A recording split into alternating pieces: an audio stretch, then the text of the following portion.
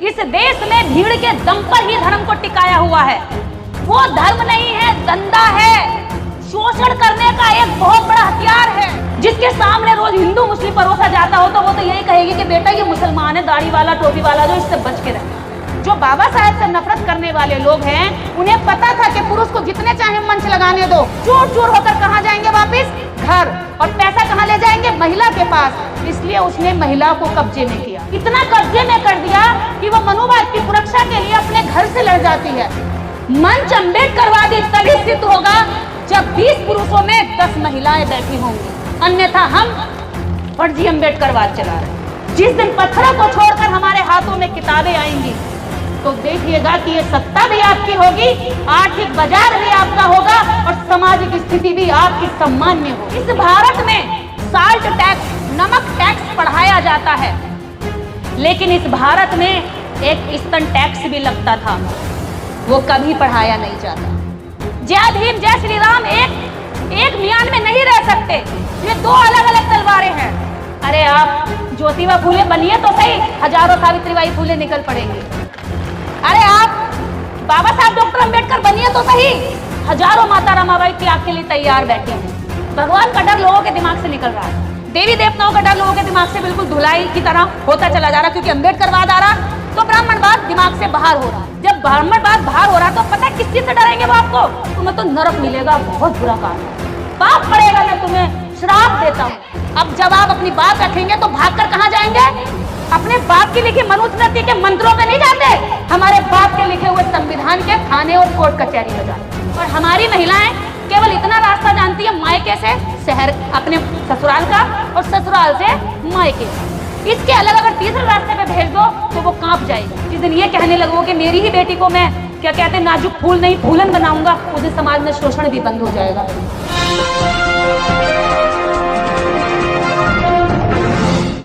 कि बाबा साहेब की एक एक वचन उन्होंने अपने जीवन में रहते रहते पूरा किया। आज हम भी प्रतिज्ञा लें कि ये बाबा साहेब आपकी जन्म जयंती पर हम केवल यहाँ हलवा पूरी खाकर पेट की भूख मिटाने नहीं आए हैं, केवल रैलियां मनाकर शाम को थककर सोने के लिए नहीं आए हैं। आज से हम जगने के लिए आए हैं, वो जागरण के लिए आए हैं। जो जागरण यहाँ लोग नहीं पहुंचे हैं उन लोगों को जगाना हमारी जिम्मेवारी है। जो पीछे रह गए हैं उनको हाथ पकड़कर उठाना हमारी जिम्मेवारी बनती है। ऐसी प्रतिज्ञा लेकर हम लोग जाएं। दूसरा, मैं महिलाओं की एक बात और कहना चाहूंगी, अगर हमें अच्छा समाज बनाना है, इस देश के नागरिक को अच्छा बनाना है, तो हमें दो चीजें बहुत ध्यान रखनी पड़ेंगी। देश का प्रत्येक नागरिक माँ की गोद से खेलकर बड़ा होता है, लेकिन माँ के पास उस नागरिक को देने के लिए विचार ही कहाँ है? क्या विचार है उसके पास? केवल इतना, उसके पास बच्चे को प्यार देने के लिए केवल इतना है कि वो लड़के को ठूस ठूस कर इतना खिला दे कि जब तक उसकी शर्ट का बटन ना टूट जाए, बस इतना।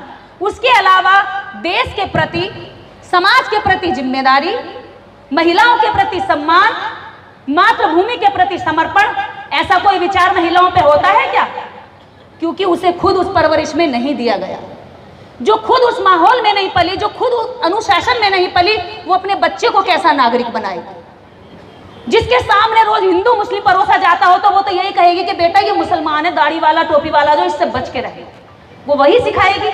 उसको कह दिया जाएगा कि बेटा, जब वो पुराने टाइम से, अपने जन्म से पत्थरों के आगे सर रख रख कर कहती रही कि हे पत्थर मेरा कल्याण कर देना, मेरा जीवन सुधार देना, तो उसको देखकर उसका बच्चा स्वतः ही पत्थर की ओर भागेगा और जीवित लोगों की कदर करना छोड़ दे। तो मुझे लगता है कि जितनी भी अम्बेडकरवादी महिलाएं होती हैं, इनके पास एक उत्तम विचार होता है अपने बच्चों को राष्ट्र का अच्छा नागरिक बनाने के लिए। इसलिए समस्त अम्बेडकरवादियों से अपील है कि वह महिलाओं को बिल्कुल छोटा ना आके, उनको कमजोर ना समझे। उनके हाथ में आपका भविष्य और वर्तमान दोनों होता है। भविष्य वो जो आपका बच्चा है, और वर्तमान वो जो आप दिन भर मेहनत करके कमाते हो, जो पैसा लेकर आते हो, वो पैसा कहाँ देते हो? महिला के हाथ में होता है उसका चाबी। आपका बच्चा यानी आपका फ्यूचर महिला के हाथ में, आपका वर्तमान कमाया हुआ पैसा वो महिला के हाथ में। और महिला किसकी गिरफ्त में है बताइए? महिला है मनुवाद की गिरफ्त में, जिसको यहाँ से हम खूब गरियाते हैं पानी पी पी करके। हमारा मिशन कहाँ जाकर फेल होता है? घर जाकर फेल हो जाता है। यहाँ हम बाबा साहब को तस्वीर पर माल्यार्पण करते हैं और घर जाकर सरेंडर होना पड़ता सूंड वाले के आगे, उस सूंड के आगे जिस सूंड का यहाँ से विरोध करके जाते हैं, उस देवी के आगे जिसके 10-15 हाथ होते हैं। क्यों? क्योंकि हम घर में कलेश नहीं चाहते, इसलिए हम सरेंडर कर जाते हैं। तो उन्होंने जान लिया, जो बाबा साहेब से नफरत करने वाले लोग हैं उन्हें पता था कि पुरुष को जितने चाहे मंच लगाने दो, पुरुष को जितनी चाहे मेहनत करने दो, थक के पसीना करके चूर चूर होकर कहाँ जाएंगे वापस? घर। और पैसा कहाँ ले जाएंगे? महिला के पास। इसलिए उसने महिला को कब्जे में किया, इतना कब्जे में कर दिया कि वो मनुवाद की सुरक्षा के लिए अपने घर से लड़ जाती है, पति से लड़ जाती है, बच्चे से लड़ जाती है। हमारा सगा भाई हमसे नफरत करने लगता है, हमारी सगी बहन हमसे पीछे छुड़ाने लगती है, केवल इसलिए कि उसे देवी देवताओं में घनी आस्था होती है। हमारी बात उसको चुभने लगेगी, अगर आप उसको समझाओगे तो कहेंगे अरे आगे ज्ञान देने, किनारे हो लेंगे। कारण उन्होंने आपके प्रति, आपके मिशन के प्रति, आपके महापुरुषों के प्रति जो निगेटिविटी उन्होंने डाली है धर्म के नाम पर, उसको आप अभी तक खत्म नहीं कर पाए, क्योंकि आपने पुरुषों के मंच लगाए, एक दूसरे का सम्मान किया और महिलाओं को केवल इतना इस्तेमाल किया कि वो मालाएं लेकर आए, सुंदर सज धज कर आए, ग्लैमर के रूप में उनका यहाँ मंच पर प्रयोग किया जाए। मैं आज इस मंच से एक शर्मिंदगी और महसूस कर रही हूँ। मैं यहाँ केवल 3 महिलाएं बैठी हैं। मंच अम्बेडकरवादी तभी सिद्ध होगा जब 20 पुरुषों में 10 महिलाएं बैठी होंगी, अन्यथा हम फर्जी अम्बेडकरवाद चला रहे हैं। अगर वास्तव में परिवर्तन चाहते हो तो परिवर्तन पर काम करना पड़ेगा, और अगर लीडरशिप पे काम करना चाहते हो तो खुलकर लीडरशिप करो। हम पूरा साथ देंगे, हम चाहते हैं कि अच्छे लीडर समाज में तैयार हों। अगर हम नेताओं को गाली देते हैं तो हमें खुद की भी जिम्मेदारी देखनी पड़ेगी कि हम कितने जिम्मेवार हैं। वो नेता यूं ही नहीं चले जाते। आज संसद और विधानसभाओं में आपके नेता गूंगे बनकर क्यों बैठते हैं? कारण यही है कि आप अपने अधिकारों के प्रति और अपने कर्तव्यों के प्रति ईमानदार नहीं हैं। कहीं ना कहीं बेईमानी हम भी करते हैं, कहीं ना कहीं धोखा हम भी अपनी जिम्मेदारियों के साथ कर रहे हैं। अगर हमें वास्तव में परिवर्तन चाहिए तो हमें 2 चीजों पर काम महत्वपूर्ण करना होगा। ज्योतिबा फूले ने जान लिया था कि मैं समाज में परिवर्तन करने में असफल रहूंगा, इसलिए उन्होंने सावित्रीबाई फूले को पढ़ाने में संघर्ष किया, फिर सावित्रीबाई फूले को समाज में पहुंचाया। बाबा साहेब भी संविधान लिखने के बाद यह बात समझ गए थे कि संविधान लिखने के बाद भी समाज और राष्ट्र की अच्छी उन्नति होने में अभी भी बाधा आएगी, इसलिए उन्होंने अलग से हिंदू कोड बिल लिखा। मुझे लगता है कि अम्बेडकरवादी भी अपने महापुरुषों से सीख लेंगे, और आधी अधूरी नहीं, मतलब कि इतनी नहीं कि जितनी उनके काम की इतनी ले ली और बाकी जो उनके मतलब की स्वार्थ की नहीं है वो छोड़ दी। ऐसे नहीं चलेगा भाई। अगर अपने पिता की संपत्ति हम लेते हैं तो उसका कर्जा भी हमें उतारना पड़ेगा। ये नहीं है संपत्ति हम रख लें और कर्जा कोई और उतारे, ऐसा नहीं चलेगा। इस समाज की महिलाओं के साथ साथ इस राष्ट्र की प्रत्येक महिला, अगर उसका कोई पूजनीय और माननीय और पठनीय कोई व्यक्ति तो भारत में है तो वो सावित्रीबाई फूले और बाबा साहेब डॉक्टर अंबेडकर हैं, जो 33 करोड़ देवी देवताओं से आपको ताकत नहीं मिली, वो आपको 2 लोगों के पढ़ने के बाद इतनी ताकत मिलेगी, इतने पावरफुल हो जाओगे कि 33 करोड़ देवी देवता और उनके मानने वाले आपके सामने कांपेंगे। विचार में शक्ति होती है। पत्थरों से हमने बहुत सर पटके, या पत्थर सर में मारो या सर पत्थर में मारो, फूटना सर को ही है, पत्थर कभी नहीं फूटेगा। जिस दिन पत्थरों को छोड़कर हमारे हाथों में किताबें आएंगी, हमारे बहुजन महापुरुषों का संदेश हमारे जीवन में आएगा, सुबह से शाम तक जब हम उनको जिएंगे तो देखिएगा कि ये सत्ता भी आपकी होगी, आर्थिक बाजार भी आपका होगा और सामाजिक स्थिति भी आपकी सम्मान्य होगी। महिलाओं पर दोष जाता है कि बहन जी जागरूक नहीं होती है, इन पर दोष मंड के हम हट जाते हैं, लेकिन वो ये दोष बनी हुई महिलाओं को ही कलश यात्रा में सड़कें भरवा देते हैं। जिन पे आप दोष मंडते हो, इनको वो अपनी शोभा यात्राओं में सजा धजा करके अपनी भीड़ दिखा देते हैं। देखिए कितना महिमा मंडन हो रहा है हमारे इस देवता का, महिलाएं हमारी, लेकिन तारीफें उनको मिलती हैं, क्रेडिट वो लेते हैं, मेहनत हमारी महिलाएं करती हैं। इनकी वैल्यू को हम अगर समझ गए तो मुझे लगता है कि ये हमें अच्छे राष्ट्र के नेता भी तैयार करके देंगी और अंबेडकर भी तैयार करके देंगी और ज्योतिबा फूले भी तैयार करके देंगी, सावित्रीबाई फूले भी तैयार करके देंगी। अभी और एक बहन बोल रही थी मुझसे पहले कि पिछले साल सारे मंच का संचालन और सारा मंच महिलाओं को दिया गया था। उसके लिए उन पुरुषों को मैं उनके नाम के आगे महापुरुष कहना चाहूंगी, क्योंकि ये काम तो महापुरुषों का होता है भैया, आम पुरुष के बस की तो है नहीं। तो वो सारे महापुरुषों को यहाँ से सैल्यूट कि आपने ये कर्तव्य किया, क्योंकि 2011 में हमने शुरुआत की थी कार्यक्रम करने की महिलाओं की, तो हमने एक शर्त रखी थी, महिलाओं के बिना पुरुषों का प्रवेश वर्जित है। टाइटल लगाकर पंपलेट, बैनर, पोस्टर सब पे चिपका दिया था। मुरादाबाद की धरती पर पहली बार ऐसा कार्यक्रम हुआ जिसमें 80% महिलाएं थी और 20% पुरुषों के लिए कुर्सियां रिजर्व करके दी गई थी कि बहनों ये पुरुष बेचारे बहुत देर से खड़े, इनको बिठा दो। मतलब उल्टा हुआ था। अभी तक मंचों से कहा गया अरे महिलाओं के लिए कुर्सी छोड़ दो भाई, महिलाओं के लिए कुर्सी छोड़ दो, लेकिन उस मंच में ऐसा हुआ महिलाओं से कहना पड़ा कि पुरुषों के लिए कुर्सी छोड़ दो, वो बहुत टाइम से खड़े हैं। ये परिवर्तन है, हमें डिसाइड करना होगा कि हम परिवर्तन करने जा रहे हैं या हम नेतागिरी करने जा रहे हैं। अगर आप लीडर बनने जा रहे हैं तो क्लियरली लीडर बनिए, हम आपका साथ देंगे। अपने लोगों के लिए हम जान लगाने तक को तैयार है, क्योंकि लीडरशिप में, राजनीति में हमारे लोगों का होना बहुत जरूरी है। पर शर्त यह है कि वो लीडरशिप में जाकर मुर्दा ना हो जाए, अपने मुंह की जो जीभ है उसको टांके ना लगा के सिल के बैठ जाए, वो बोले, वो उस दर्द को बयां करे जिस दर्द को बाबा साहब डॉक्टर अंबेडकर ने असेंबली में किया था, जिस दर्द को बाबा साहब डॉक्टर अंबेडकर ने गोलमेज सम्मेलन में बयां किया था, जिस दर्द के दम पर उन्होंने कम्युनल अवार्ड की जीत हासिल की और गांधी एंड कंपनी ने वो हमसे छीन लिया था। इस भारत में साल्ट टैक्स, नमक टैक्स पढ़ाया जाता है, लेकिन इस भारत में एक स्तन टैक्स भी लगता था, वो कभी पढ़ाया नहीं जाता। स्तन टैक्स, मूला कर, त्रावणकोर के राजा ने मूला कर लगाया था, स्तन टैक्स। क्या उनकी हिम्मत पड़ती होगी बाहर निकलने की? और अगर निकल भी जाती होंगी तो क्या उनकी नजरें मेरे जैसी तनी हुई रहती होंगी? क्या आपके जैसा सीना चौड़ा करके चल पाती होंगी? नहीं। इसीलिए हमारे समाज की महिलाओं की कमर झुकी होती है, ऐसे चलती, शर्म से आंखें झुकी होती हैं, क्योंकि हमारे इतिहास में कहीं ना कहीं ये हुआ होता है। टैक्स लगाया, लेकिन माता नंगेली ने उस टैक्स को हटाने के लिए अपने स्तन काटकर टैक्स अधिकारी के आगे रख दिए थे। इस मुर्दा समाज को जगाने के लिए नंगेली को कुर्बानी देनी पड़ी। ऐसा क्यों होता है कि हमारे समाज को जगाने के लिए मासूम लोगों को अपनी हत्याएं करनी पड़ती हैं? क्यों है ये समाज इतना मुर्दा, इतना नीरस, इतना सुस्त? मुझे समझ नहीं आता। ये वाहवाही करके बस सो जाता है, ये विचारों को आत्मसात नहीं करता। कितने महापुरुष आए और कितने चले गए। आज भी जितने लोग काम कर रहे हैं वो कहीं ना कहीं अपनी बहुत बड़ी क्षति करते हैं।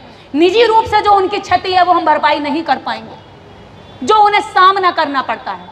आज इस कार्यक्रम के आयोजकों पर भी इस कार्यक्रम के बाद ही तानाकशी शुरू हो जाएगी, आरोप लगने शुरू हो जाएंगे कि अरे इनमें तो ये कमियां थी, और वो आराम से सो रहे होंगे जिन्होंने कोई जिम्मेदारी नहीं निभाई होगी।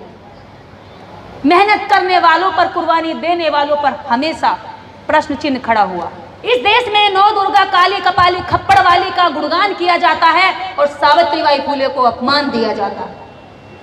इस देश में आज भी नखून बराबर काम करने वाली उच्च जाति की महिला का महिमा मंडन किया जाता है और शोषित वंचित समाज में काम करने वाली, 1000 गुना काम करने वाली महिला को भी उपेक्षित नजरों से देखकर गाली गलौज के साथ अपमानित किया जाता है। यही है गैर बराबरी।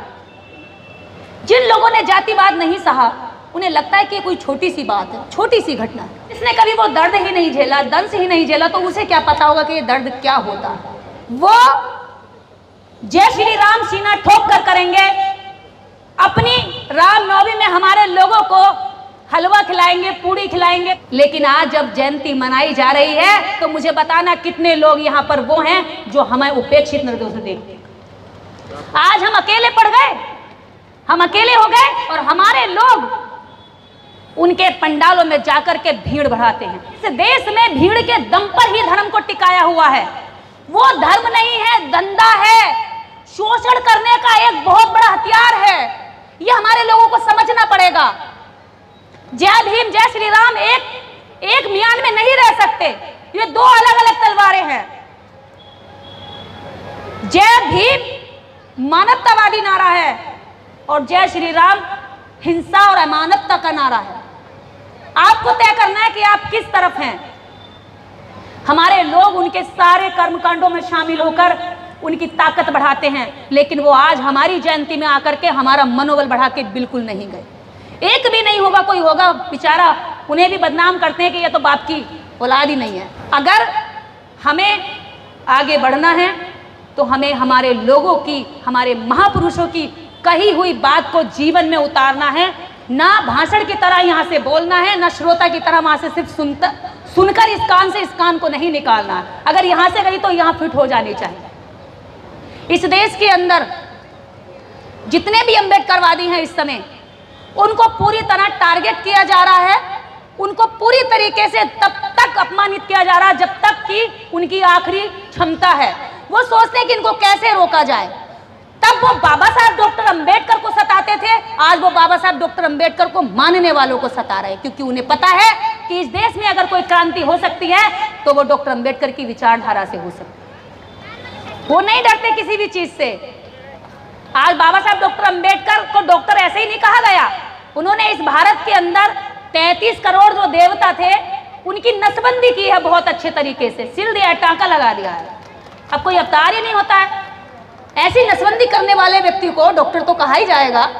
ऐसे आधुनिक भारत का निर्माण करने वाले व्यक्ति को इंजीनियर भी कहा जाएगा, जिसने ऐसा स्ट्रक्चर रखा, जिसने ऐसा इंफ्रास्ट्रक्चर रखा कि आज हर व्यक्ति, देखिए इधर पुरुष बैठे और इधर महिलाएं बैठी हैं और महिलाओं की संख्या अधिक है। जहां महिलाओं को कहा जाता था तुम्हारी कोई जरूरत नहीं है, तुम घर में खाना बनाओ और तुम केवल हमें पुत्र की प्राप्ति दिलवाओ, क्योंकि हमारे मरने के बाद हमारा जो पुत्र है हमारा कपाल फोड़ेगा और हमें स्वर्ग में जगह मिलेगी। तो महिलाओं को केवल इसलिए देखा जाता था कि वो पुत्र की प्राप्ति कराए, पर आज यहां महिला बोल रही है। यही सबसे बड़ा परिवर्तन है और ये अम्बेडकरवादी कर सकते और किसी में दम नहीं है। तो अपने अपने मोबाइलों का इस्तेमाल करना सीखें। ये 10-10, 20-20 हज़ार के मोबाइल केवल सेल्फी लेने के लिए ना खींचें। इन सेल्फियों से कुछ परिवर्तन होने वाला नहीं है। 2-4 लोग तुम्हें बस लाइक कर देंगे, वो खुशी का कोई माहौल थोड़ी देर रहेगा। तो इसलिए मैं कहती हूँ कि इतना तैयार होकर सज धज कर सेल्फी खींचने की बजाय 4 लाइनें डालिए, आपके विचारों से आपकी पहचान बनेगी। और जो वो दुश्मन हैं, नफरती लोग हैं, उनके जो हौसले हमारी नफरत के लिए बढ़ते हैं कि हमसे नफरत करें, उनके हौसले कमजोर पड़ेंगे। उन्हें लगेगा हम तो पुरुषों से अब तक सामना करते रहे, ये महिलाएं कहां से निकल पड़ी जो हमारा विरोध कर रही हैं, ये महिलाएं कहां से निकल पड़ी जो डॉक्टर अंबेडकर के बारे में लिख रही हैं। आप अपने पतियों की ताकत बनिए, मनुवाद की ताकत मत बनिए। मनुवाद आपके बच्चों का भविष्य खा जाएगा, आपकी शिक्षा खा जाएगा, आपका स्वास्थ्य खा जाएगा, आपका रोजगार खा जाएगा, आपका मकान, दुकान, जमीन, आपकी कुर्सी, आपका स्वाभिमान, सम्मान, सब कुछ दीमक की तरह निकल जाएगा, चाट जाएगा और आपके पति असहाय होकर के फिर कमजोर पड़ जाएंगे। इसलिए इन माताओं बहनों से कहना चाहूंगी कि उनकी कलश यात्रा में जाने की जरूरत नहीं है। भीम जयंतियां मनाइए, हर रोज मनाइए और अपने अम्बेडकरवादी पुरुषों का साथ दीजिए। पुरुष कहते हैं कि हमें सावित्रीबाई फुले चाहिए, हमें माता रमाबाई नहीं निकल रही समाज से। मैं फिर कहती हूँ ये बात हर मन से मैंने कही है, अरे आप ज्योतिबा फुले बनिए तो सही, हजारों सावित्रीबाई फुले निकल पड़ेंगे। अरे आप बाबा साहब डॉक्टर अंबेडकर बनिए तो सही, हजारों माता रमाबाई त्याग के लिए तैयार बैठी हैं। अरे आप मान्यवर काशीराम साहब बनिए तो सही, हजारों मायावती आपको मिल जाएंगे, लेकिन आपको बनना पड़ेगा। और यही हमारे समाज का परिवर्तन होगा। इन्हीं से अम्बेडकरवाद विचारधारा आगे चलने लगेगी। इनकी गोदी में हमारे बच्चे हैं तो भाई इन्हें थोड़ा सा इज्जत देना शुरू कर दो, वरना ये आपके बच्चों को क्या क्या बना देंगे, आपको भी होश नहीं पड़ेगा। इसलिए समाज में रेप की घटनाएं बढ़ती हैं। रेपिस्ट कोई दूसरे प्लेनेट से उतर कर यहाँ नहीं आते रेप करके और भाग गए, वो यही तो हम तैयार करते हैं, हम ही तैयार करते हैं, अपने बच्चों में से हमारे होते हैं वो लोग। तो ये जितना भी अम्बेडकरवाद आज फैल रहा है, इससे कुरीतियां भी खत्म हो रही हैं और इससे जो समाज में महिलाओं के प्रति हिंसात्मक सोच थी, बुरी सोच थी, वो सोच भी परिवर्तित हो रही है। तो ये मेरे लिए बड़ा गर्व का विषय है कि गोंदिया के लोगों ने यहाँ आने वाली पीढ़ी को जो पालती हैं, जो कोई तनख्वाह नहीं लेती, कोई सैलरी नहीं लेती, सुबह काम करती हैं, रात को काम करती हैं और फिर एक डायलॉग भी उन्हें सुनने मिल जाता है कभी कभी, तारीफ के शब्द सुनने का इंतजार करती है। तो रात को क्या देते हैं हम लोग, अरे तुम करती क्या हो सारा दिन, काम ही क्या है तुम्हें। और जब कहते हैं कि महिलाएं बड़ी कमजोर होती हैं, लेकिन मैं कहती हूँ एक महिला एक बच्चे को लेकर पूरा दिन यहाँ कंधे पर रखकर पूरा दिन बच्चे को खिला सकती है, लेकिन वही बच्चे पुरुष को दे दो वो 3 घंटे नहीं संभाल सकता है। क्या ऐसा? पुरुष कहेगा लो भाई पकड़ो, तुम ही संभाल सकती हो। वो उसको रोते भी, वो उसके लात मारेगा, मुंह नोचेगा, बाल खींचेगा, वो फिर भी पूरा दिन संभाल लेगी। लेकिन एक पुरुष 3 घंटे भी बच्चे को नहीं संभाल पाएगा। फिर कहते हैं कि हमारे बाजुओं में ताकत ज्यादा है, तुम्हारे ज्यादा या इनके ज्यादा है, जो पूरा दिन संभाल लेती हैं। तो ये बाजुओं से भी मजबूत हैं, ये दिमाग से भी मजबूत हैं, ये विचार से भी मजबूत हैं। इनको मजबूत करोगे तो समाज मजबूत होगा, और समाज मजबूत होगा तो आपकी उन्नति होगी। आपका अम्बेडकरवाद जो विचार पीछे रह गया है, वो विचार भी आगे बढ़ेगा। अपने महापुरुषों की आधी अधूरी बातों को ना माने, उनकी बातों को पूरा माने, दूसरों को दोष देने की बजाय अपनी जिम्मेदारियों पर काम करें। क्योंकि विचार का अगर प्रचार प्रसार नहीं होगा तो विचार भी मर जाता है। इसलिए बाबा साहब डॉक्टर अंबेडकर के जो लोग हैं वो मैसेंजर तैयार करें। हमारे समाज में नेताओं की बहुत भरमार है, इतने नेता हैं, बहुत नेता, लेकिन हमारे पास मैसेंजर्स, कार्यकर्ताओं की बहुत ज्यादा कमी है। उनके यहाँ जो पोथी पत्र पढ़ना जानता है वो पुरोहित बन जाता है, वो थोड़ा सा जो और पढ़ लेता है वो जगह जगह ज्योतिष बन जाता है, जो बिल्कुल किसी काम का नहीं होता, घर में औरतों के प्रति गलत नजर रखता है, भाभीयों को छेड़ता, मोहल्ले की औरतों को छेड़ता, तो उसे भगवा बना करके रास्ते में छोड़ देते, जा राम का नाम ले, भीख मांग, खा और आराम से राम नाम का प्रचार कर। तो उनके यहाँ तो हर श्रेणी का, गिरे से गिरे आदमी का भी वो इज्जत कमा लेते हैं हमारे लोगों से, और यहाँ विद्वान से विद्वान व्यक्ति को इज्जत नहीं मिलती। मोहन भागवत जी ने कहा कि पंडित कोई जाति नहीं होती, और ये जातियां जो बनाई हैं पंडितों ने बनाई हैं। तो क्या अगर पंडित कोई जाति नहीं होती तो आपने आज तक कभी डॉक्टर अंबेडकर को पंडित कहा? क्या एपीजे अब्दुल कलाम के नाम क्या है कहीं पंडित लगाया? क्या फातिमा शेख के नाम क्या है कहीं पंडित लगाया? क्या लगाया बताइए? अगर आज तक लगाया हो, सावित्रीबाई फूले के नाम के आगे पंडित लगाया हो तो बताइए। चलिए, मैंने सारे धर्म शास्त्र पढ़ रखे हैं, सारे वेद पढ़ रखे हैं, और मैं उनकी समीक्षा करती हूँ, खूब गाली खाती हूँ। मैंने सारे वेदों का पठन पाठन कर लिया, क्या अब मैं पंडित निर्देश हो गई? अगर पंडित कोई जाति नहीं है तो ऐसे कैसे गुमराह कर सकते हैं? वो अंधा समझ रखा है क्या? इतने सालों से गुमराह करते आ रहा और हम आज भी हो जाएंगे? अरे जाति भी तुमने बनाई है, जाति नफरत भी तुमने फैलाई है, हमने जातियां नहीं बनाई। इसलिए हमें जातियों के नाम से कभी शर्माना नहीं है। अपने बच्चों को इतना स्ट्रॉन्ग करो, अगर कोई जाति पूछे तो घूंसा मार के बताए कि देखिए है मेरी जाति, इसके द्वारा कभी नहीं पूछेगा। आज देख रहे हैं कि वो भगवान का डर लोगों के दिमाग से निकल रहा है, देवी देवताओं का डर लोगों के दिमाग से बिल्कुल धुलाई की तरह होता चला जा रहा है, क्योंकि अंबेडकरवाद आ रहा तो ब्राह्मणवाद दिमाग से बाहर हो रहा है। जब ब्राह्मणवाद बाहर हो रहा तो पता है किस चीज से डरेंगे वो आपको? अब कहेंगे, पहले कहते थे तुम्हें तो नरक मिलेगा, बहुत बुरा काम करो, पाप पड़ेगा, मैं तुम्हें श्राप देता हूं, तुम नरक में जाओगे और पकोड़े की तरफ तले जाओगे। तो हमने कहा ठीक है भाई, नरक में हमारा प्लॉट बुक करा दो, हम नरक में जाएंगे, तुम तो आराम से रहो ना, पकोड़े तलवा देना हमारे, खाना तुम हमारे पकोड़े बनवा करके। इन्हें लगा कि अरे नरक का डर निकल गया इनके दिमाग से, तो इन्होंने सोचा अब नरक का और भगवान का डर निकल गया है, अब थाने का डर दिखाते हैं। पता है, अब जब आप अपनी बात रखेंगे तो भागकर कहां जाएंगे? अपने बाप की लिखी मनुस्मृति के मंत्रों पे नहीं जाते, हमारे बाप के लिखे हुए संविधान के थाने और कोर्ट कचहरी में जाते। यानी उन्हें न्याय भी उससे चाहिए जिससे नफरत करते हैं, और अन्याय उन्हें उससे करना जो उनके बाप ने लिखी। हम गर्व से कह सकते हैं कि संविधान हमारे बाप ने लिखा, क्या वो गर्व से कह सकते हैं कि मनुस्मृति उनके बाप ने लिखी? नहीं कहते। जब बाहर जाते हैं तो संविधान की बात करते हैं, बुद्ध की बात करते हैं, अंबेडकर की बात करते हैं। जैसे ही भारत में एंट्री कर जाते हैं तो जय श्री राम, जय पलछुलाम, जय छलेलाम निकलता है उनका, जय लाधे लाधे। तो आप जानते हैं गुरुकुल कैसे थे? एक पेड़ के नीचे चुटिया वाला 4 चुटिया वालों को पढ़ाता था, तो वो उन्होंने गुरुकुल बता दिया। आज तक गुरुकुल की कोई बिल्डिंग मिली हो, कोई इमारत मिली हो तो बताइए? तक्षशिला, विक्रमशिला, नालंदा, ये तो इतिहास में मिल जाएंगी, लेकिन गुरुकुल की कोई एक बिल्डिंग बताइए जो मिल जाती हो? सावित्रीबाई फूले का 1848 का खुला हुआ स्कूल मिल जाएगा। तो इनके गुरुकुल गए कहां जिसपे ये शिक्षा देते थे, और कहते हमारे गुरुकुल बर्बाद कर दिए। अरे वो गुरुकुल नहीं थे, वो जातियों के कुलक्षणे कुल थे, जिनमें आप जातीयता सिखाते थे अपने बच्चों को, जो अंग्रेजों ने आकर के यहाँ पर इस व्यवस्था में इंग्लिश मीडियम को इस देश को दिया। आज भी वो इंग्लिश मीडियम का विरोध करते हैं और अपने बच्चों से तोतली भाषा में इंग्लिश में बात करते हैं। आपसे कहते हैं हिंदी पर गर्व करो, हमारी राष्ट्रीय भाषा हिंदी है, हमारी राष्ट्रीय भाषा हिंदी है, हम भारत के नागरिक, राष्ट्रीय भाषा हिंदी, मातृभाषा हिंदी। लेकिन अपने बच्चों को इंग्लिश मीडियम में पढ़ाएंगे, विदेश पढ़ने भेजेंगे। विश कन्याएं हैं, वो विश कन्याएं तैयार करते हैं वो तरीके से। अभी आपके पास पोस्ट और पोजीशन नहीं है ना, पैसा नहीं है, तो लड़की नहीं देंगे। जैसे ही हमारा अधिकारी बन जाएगा या नेता बन जाएगा, चाहे वो काला क्यों ना हो, बिल्कुल बिल्कुल काला क्यों ना हो, अपनी गोरी वाली लड़की देते, दे दो भैया, क्योंकि जो बच्चा पैदा होगा वो तो इसके पैसे पर मौज मारेगा और उन्हें पैसा ही चाहिए होता है। उन्होंने मुगलों से पैसा लिया, उन्होंने अंग्रेजों से पैसा लिया और उस पैसे के लिए उन्होंने लड़कियां भी दी।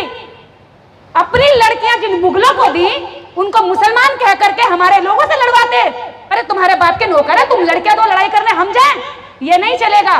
तुम तो उनके साथ रोटी बेटी का रिश्ता रखते हो और हमसे कहते हो कि जाओ मुसलमान तुम्हारा दुश्मन है, क्यों जाए। ये तो वही वाली बात होगी कि तुम्हारा जीजा तुम्हारी बहन को प्रताड़ित करता तो तुम दूसरे से कह रहे हो पड़ोसी के जाइए जरा देख कहिए, पीट कहिए इसको। अरे क्यों, लड़की तूने दी, हिसाब किताब तू कर, हम तो हिसाब किताब तुझसे करेंगे। तूने हमारे पूर्वजों को सताया, तूने हमारे लोगों को गले में मटका बांधने के लिए मजबूर किया, कमर पे झाड़ू बांधने के लिए मजबूर किया, तो उनसे हमारा कोई मतलब नहीं है, मतलब तुमसे है। तुमने हमारे आत्मसम्मान और स्वाभिमान को कुचला। असली दुश्मन हमारा मुसलमान नहीं है। जब बाबा साहब डॉक्टर अम्बेडकर महाड़ तालाब का आंदोलन कर रहे थे तो उस्मान शेख ने बाबा साहब का साथ दिया। जब सावित्रीबाई फूले स्कूल खोलने के लिए घर से बहिष्कृत हो गई थी तब फातिमा शेख ने उन्हें अपना घर स्कूल खोलने के लिए दिया। मुसलमान आज भी हमारे आरक्षण का विरोध नहीं करता, मुसलमान आज भी हमारी रिजर्व सीटों का विरोध नहीं करता। अगर वो हमारे साथ आ जाता है तो ये हमसे उनकी नफरत करवाता है।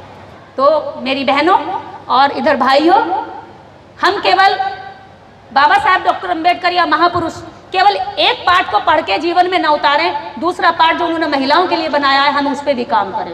और आज आप लोगों ने, गोंदिया के लोगों ने ये करके दिखाया है। जो आखिरी संदेश मैं यहाँ से देना चाहूँगी इस समाज की महिलाओं के लिए और समाज के पुरुषों के लिए, हर कोई ये चाहता है कि दूसरे की बेटी अम्बेडकरवादी बन जाए, दूसरे की पत्नी अम्बेडकरवादी बन जाए। मैं दिल से ये बात कहती हूँ, जिस दिन आप ये सोच छोड़ दोगे, जिस दिन आप ये सोचोगे कि मेरी पत्नी सावित्रीबाई फूले बन जाए, जिस दिन ये कहने लगोगे इस समाज में हजारों सावित्रीबाई फूले निकलेंगे। जिस दिन ये कहने लगोगे कि मेरी बहन को ही मैं मायावती बनाऊंगा, जिस दिन ये कहने लगोगे मेरी ही बेटी को मैं क्या कहते हैं नाजुक फूल नहीं फूलन बनाऊंगा, उस दिन समाज में शोषण भी बंद हो जाएगा। तो बेटियों को नाजुक फूल नहीं फूलन बनाओ, इन्हें काली देवी दुर्गा देवी नहीं, इन्हें सावित्रीबाई फूले बनाओ। जब इन्हें सावित्रीबाई फूले बनाओगे तो ये पढ़ लिख करके सावित्रीबाई फूले बनेंगी और बच्चों के लिए स्कूल खोलेंगी। अगर इन्हें देवी दुर्गा और काली पढ़ाओगे तो ये सर हिलाएंगे, कहेंगे देवी आ गई, देवी आ गई।